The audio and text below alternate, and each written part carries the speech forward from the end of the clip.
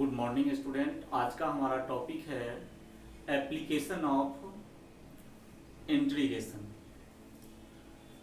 Application of integration जो होती है to find the area under simple curves, area between lines and arcs of circles, parabola and ellipse and finding the area bounded by the shaded curve. इस सब के मतलब finally हमको AUC यानी area under curve को find करने के लिए हम लोग इंटीग्रेशन का यूज करते हैं। तो फर्स्ट एक्सरसाइज में मुझे देखना है इस चीज को, एरिया अंडर सिंपल कर्व्स। तो मान लेते हैं कि कोई y equal to f x कोई कर्व है और जो कि डिफाइंड है a से b के बीच में, ठीक है। अब यहां से लेकर के हमको इस टोटल पार्ट की एरिया को फाइंड करनी है। ओके, इस टोटल एरिया को फाइंड करनी है।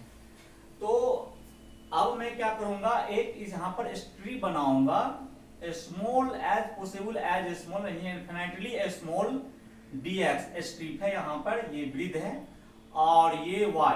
अगर मैं यहाँ पर कुछ डिस्टेंस दिखा रहा हूँ, यहाँ से यहाँ का डिस्टेंस को मैंने dx माना, तो यहाँ पर मुझे ऐसे यहाँ से परपेंडिकुलर लाइन इस पे ऐसे ड्रॉ कर दिया ये, तो मुझे यहाँ कुछ वैल्यू दिख रही है गैपिंग, और इसकी भी अगर टोटल यहाँ से यहाँ तक की एरिया और इस कर्व के साथ निकालेंगे तो ये प्लस ये एरिया।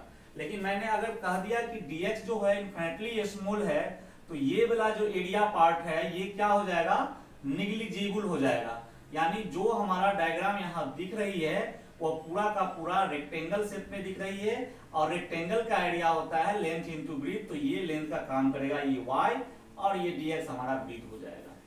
तो एरिया ऑफ स्ट्रिप के लिए मैं बोला कि स्लाइटली स्मॉल होनी चाहिए, तो ये निग्लिजिबल हो जाएगा। तो एरिया ऑफ रेक्टेंगल जो होता है वह y और dx हो जाएगा। ओके, लेकिन यही चीज को अगर मैं x वेरिएबल a से b के लिए मैं डिफाइन कर दूं, तो यहां पर डिफाइन है ये total area a to b curve y equal to f x, ordinate at x equal to a and x equal to b and x axis. ये टोटल एरिया जो होगा यहां डिफाइन है area bounded by the curve y equal to f x, x axis and two ordinate at x equal to a and x equal to b with vertical strips के लिए अगर हम area define करेंगे तो ये a equal to होता है a to b mod of y dx। यहाँ मोड क्यों लिए हैं कि कभी कभी मुझे जो कर्व दी रहेगी उसमें अगर y की हम वैल्यू निकालेंगे तो पॉजिटिव निगेटिव दोनों आएगी। तो y पॉजिटिव का मतलब x एक्सिस से अपर में कर्व है, y निगेटिव का मतलब x एक्सिस से बिलो द कर्व है। इस चीज को मैंने यहाँ नोट में लिख दिया है, but area is the positive quantity. So यहाँ पर हम लोग जो भी आएगा यहाँ पर y उसको हम लोग मोड में यानी पॉजिटिव वैल्यू लेके इंटीग्रेट कर लेंगे। आइदर मुझे वर्टिकल स्ट्रिप से बिलो एक्स एक्सिस एरिया निकालना है या अपर एरिया की निकालनी है, मुझे ये सेम आ जाएगी। तो ये इसको मैं डिटेल किया, तो ये अगर पॉजिटिव होगा जब y greater than equal to 0, x अपना a और b में डिफाइंड है जैसे हमारा यहाँ पे है, और ये निगेटिव होगी y निगेटिव तो माइनस बाहर आ जाएगी, तो ये जब बिलो ओरिजिन हो यानी y less than equal to 0 यहाँ डिफाइन किया गया है। तो फाइनली मुझे ये फार्मूला अगर vertical strip using x axis अगर निकालनी है तो ये एरिया का फार्मूला मुझे याद रखना है। सेम इसी टाइप से सेकंड हम लोग y एक्सिस और कर्व जो होगा x equal to F y के रूप में होगा, है ना। तो ये हमारा जो कर्व है इसको हम हॉरिजॉन्टल स्ट्रिप बनाएंगे, इसमें हमको y और की वैल्यू c और d के बीच निकालनी है। तो यहाँ जो स्ट्रिप बना रहे हैं हम लोग, इसकी ब्रीथ हो जाएगी dy, और यहाँ से यहाँ का जो हमारा डिस्टेंस है वो हो जाएगा x equal to F y, मेरा ये कर्व है। तो ये यहाँ पर भी वही बात, अगर ये इनफिनिटली स्मॉल हो जाए तो ये जो गैपिंग वाला एरिया दिख रही है यहाँ पे, ये लाइन और ये लाइन के बीच में, यहाँ पर ये निग्लिजिबल हो जाएगा, तो फिर यहाँ पर ये रेक्टेंगल बनेगा। तो इस स्ट्रिप का भी एरिया जो हमारा निकलेगा, ये हॉरिजॉन्टल स्ट्रिप है, हॉरिजॉन्टल स्ट्रिप का भी एरिया आएगा x इंटू dy। ठीक है, मुझे इस टोटल की एरिया निकालनी है।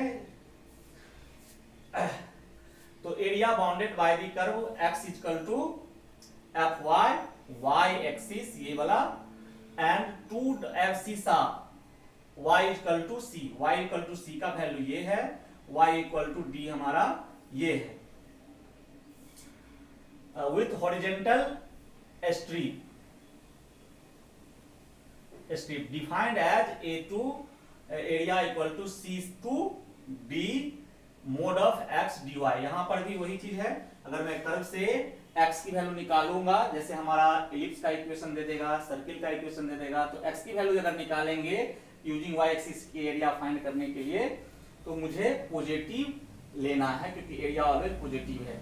इसका मीनिंग यहाँ पर मैंने डिटेल कर दिया है।